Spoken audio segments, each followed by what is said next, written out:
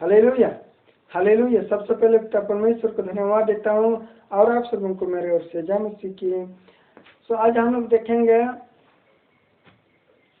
एक वचन ऐसा है, प्रभु ने एक वचन दिया है जो उस वचन के चलते हर एक इंसान का विश्वास कम हो जाता है और लापरवाही में चलते हैं। उस वचन को हम लोग देखेंगे। उसी वचन में एक ही वचन से अटक जाते हैं। एक ही वचन पढ़ने से आदमी कंफ्यूज हो जाता है और विश्वास में भी आगे नहीं बढ़ता है और विश्वास में कमजोर हो जाता है और लापरवाही मसीह बन जाता है। हम लोग देखेंगे रोमियो की पत्रिका उसका 3 अध्याय उसका 10 पद। यहाँ पर लिखा हुआ है, जैसा लिखा है कोई धर्मी नहीं, एक भी नहीं। Hallelujah, hallelujah. इस भूमंडल में पवित्र बाइबल कहता है इस भूमंडल में कोई भी धर्मी नहीं है। ये भजन संहिता में भी कहा है, कोई भी धर्मी नहीं है। इसका मतलब कोई भी धर्मी नहीं है तो इसका मतलब कोई भी स्वर्ग राज्य में प्रवेश नहीं करेगा, ऐसा बात नहीं है। प्रभु ने रोमियो 10 का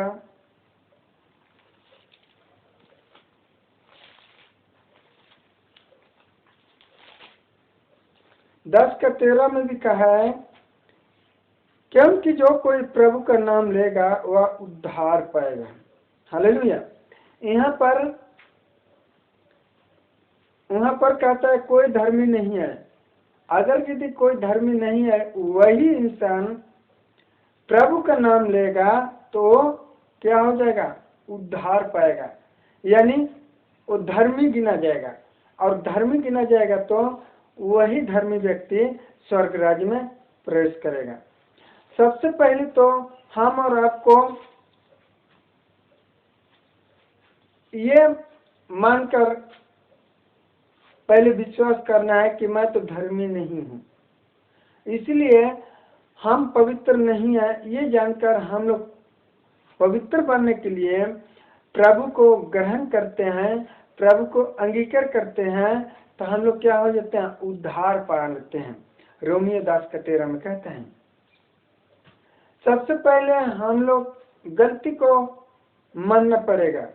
किसी इंसान चोरी करता है, डकैत करता है, गलती किया है, हत्या किया है, चाहे कोई भी गुनाहगार किया है, उस व्यक्ति को गिरफ्तार किया जाता है। और जब गिरफ्तार किया जाता है उसके बाद उस गलती को महसूस करेगा, हाँ मैं गलती किया हूँ, मैं अच्छा नहीं किया हूँ, बुरा काम किया हूँ, ये गलती महसूस करेगा तो वो जल्दी जेल से बेल हो सकता है।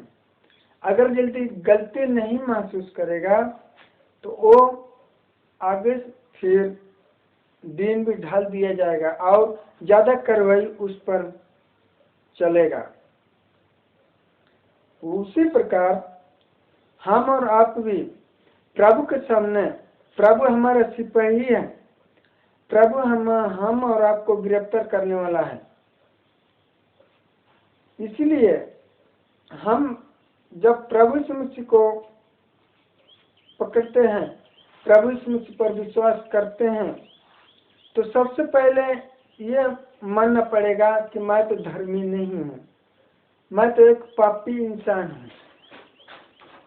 यदि हम पापी इंसान जानकर प्रभु के पास आते हैं तो प्रभु हम और आपको उस पाप से धो डालेगा और हम और आपको धर्मी बनाएगा, पवित्र बनाएगा, शुद्ध करेगा और स्वर्ग राज्य में प्रवेश करेगा।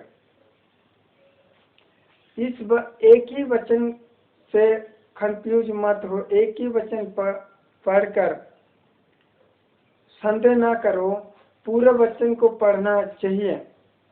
प्रभु का वचन 2 धारी तलवार है, दोनों तरफ तीखा है, दोनों तरफ काटता है, दोनों तरफ उसका वचन संत है, बराबर है।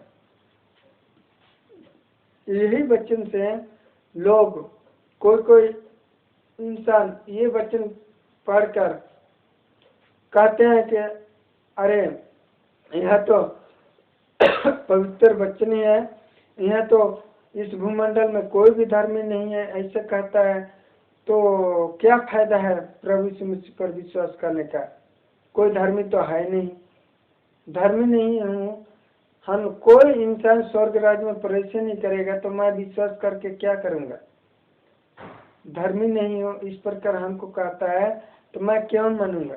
ऐसा नहीं, दूसरे वचन से भी तुलना करना पड़ेगा। दूसरे वचन में कहता है, वचन दोधारी, मैं पहले भी कह चुका हूँ, वचन दोधारी तलवार है। हर एक जगह में कहा है, प्रभु ने वचन दिया है, जो कोई प्रभु का नाम लेगा वह उद्धार पाएगा, और जो कोई भी राई के दाने इतना विश्वास करेगा, इतना ही में उसको स्वर्ग राज्य मिलेगा, और चंगाई वरदान का सामर्थ्य भी मिलेगा, चंगाई वरदान का सामर्थ्य भी मिलेगा। सिर्फ विश्वास ही सब कुछ है। यदि हम विश्वास करें और अपना पाप काम को पछतावा करके आगे विश्वास करें, और विश्वास करके हम प्रभु से दुआ करें कि बुरे कामों से बचा के रखना, तो प्रभु आपको बुरे कामों से बचाएगा, और हम और आपको स्वर्ग राज्य में प्रवेश करने के लिए वो उपाय करेगा।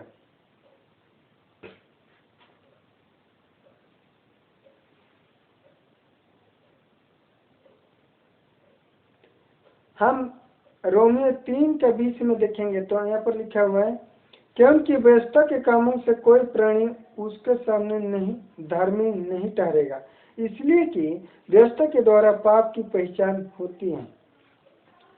पहले प्रभु परमेश्वर ने 10 आज्ञाएं दिया था, जो कि निर्गमन 20 अध्याय उसका 3 से लेकर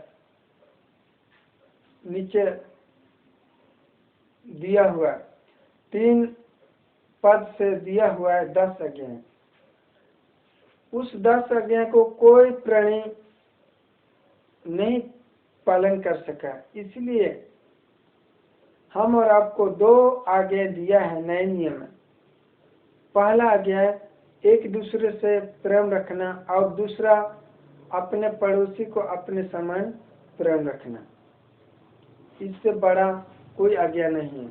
और परमेश्वर को अपना प्राण से, अपना शक्ति से, अपना मन से, तन मन से, सभी से, बुद्धि से, सभी से परमेश्वर को प्रेम रखना है।